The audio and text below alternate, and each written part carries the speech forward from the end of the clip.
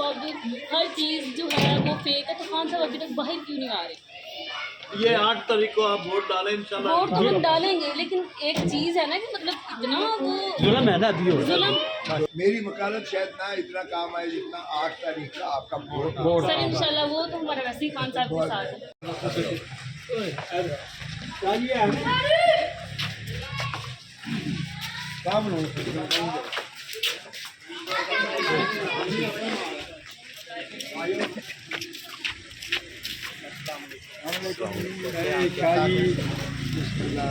बड़े प्यार करने वाली चीज़ है।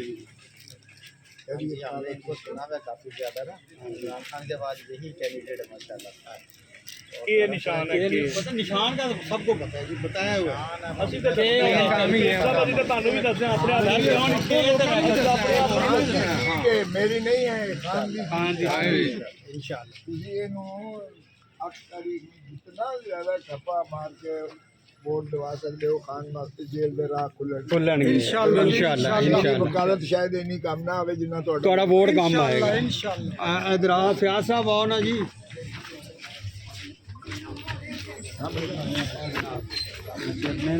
माशाल्लाह। और की कहते नहीं वोट ही दिते इंशाअल्लाह। पिछली बार भी इन्हें प्यार किया ये बच्चे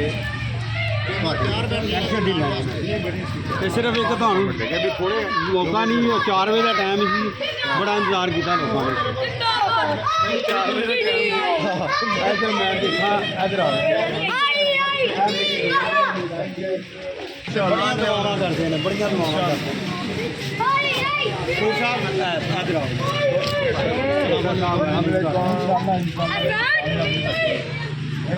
वोट डाल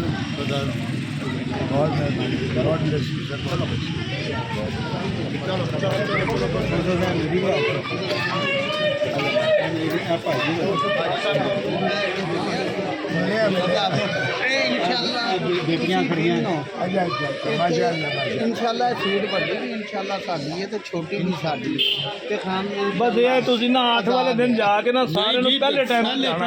वो साडी खान साहब इंशाल्लाह ने बहुत मेहरबानी ए खान की सीट ही हाँ जी क्यों नहीं सर वोट खान की मानत विक्टोरिया मानो बिल्कुल जी बिल्कुल बिल्कुल क्योंकि खान ही है किरण और तेरे तो अलावा मैं किसी और नहीं ऐसा में थोड़ी मुलाकात है ये वार्ड में सदर दीवाने हैं सर। हाँ हाँ मिल चंगा लगा चाहिए बस नहीं अगर 4-5 मिनट आना मैं बड़ा लगा। अस्सलाम वालेकुम जी अल्लाह के थोड़ा से आए थे इमरान खान का ही मैं ये सीट इमरान खान की है, ये जीत भी इमरान खान की होगी और मेरी बाजी ने अच्छा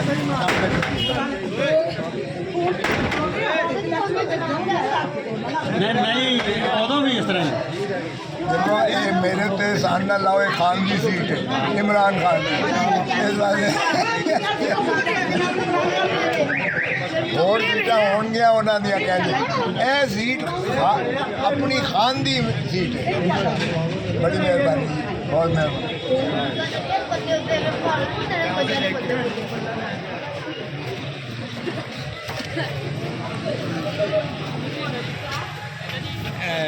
अपने मेरे भाई ने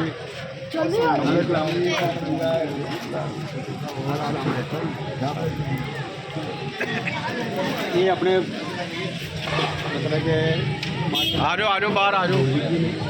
लेकिन साड़ी प्यार ऐसी कोई चीज़ नहीं है। देखो ना आवामी कौंसलर ने साढ़े असी इतने एक यूनिट की तरह इलेक्शन सियासत बाद भी लेकिन प्यार नहीं साड़ा मुकदा मैं भी इस तरह ही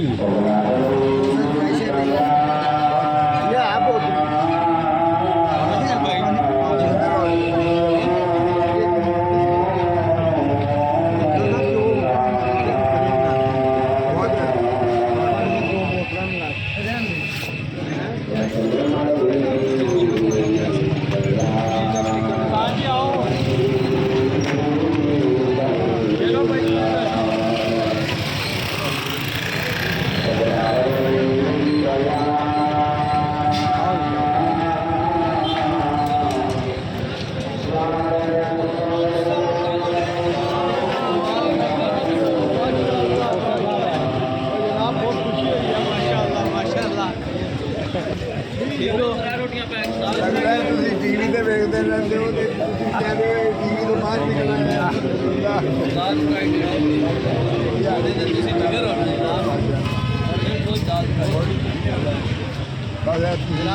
ਅੱਗੇ ਗਏ ਨੰਬਰ 9 ਜਾਵੇਦ ਕਸ਼ਮੀਰੀ ਸਰਦਾਰ ਫਾਰੂਕ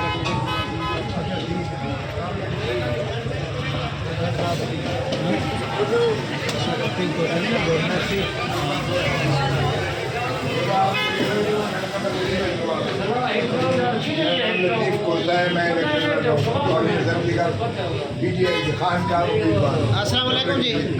PTI जिंदाबाद। मैं खान का उम्मीदवार हूँ एन 122 का। मेरा निशान ये है नहीं वो बंद है, वो हो जाएगी।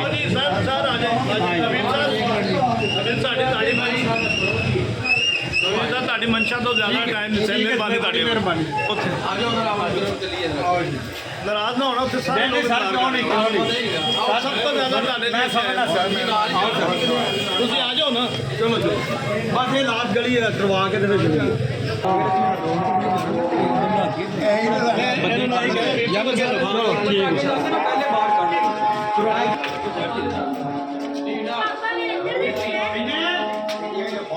ਹਬੀਬ ਸਾਹਿਬ ਤੁਸੀਂ ਹਾਜ਼ਰੀ ਲਵਾ ਦੇ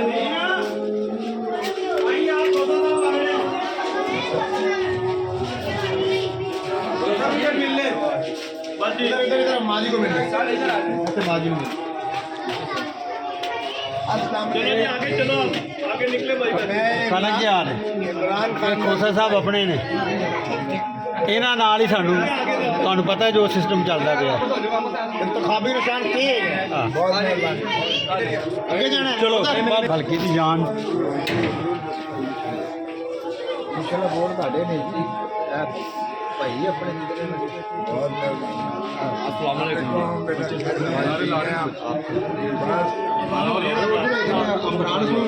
हाँ हाँ अपने PTI शेराना असली शेर इमरान खान है बाकी किधर नहीं कुछ होने के बावजूद हर चीज़ जो है वो फेक है, तो खान साहब अभी तक बाहर क्यों नहीं आ रहे?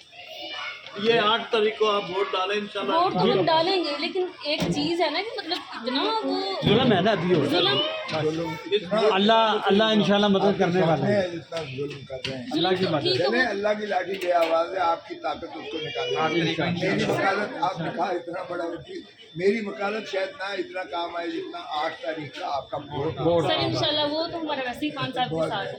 लतीफ खोसा जिंदाबाद लतीफ खोसा जिंदाबाद लतीफ खोसा जिंदाबाद लतीफ खोसा जिंदाबाद इमरान खान जिंदाबाद खोसा जिंदाबाद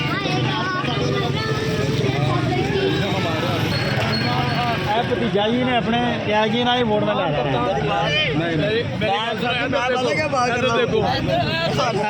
मैं ये कहता हूँ जब से आप इलेक्शन में खड़े ना यकीन करें जंग बन गए हुए हैं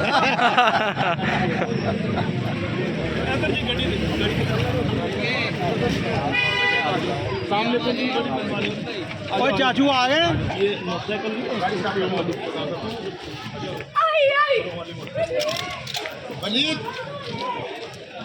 हेलो इधर चलो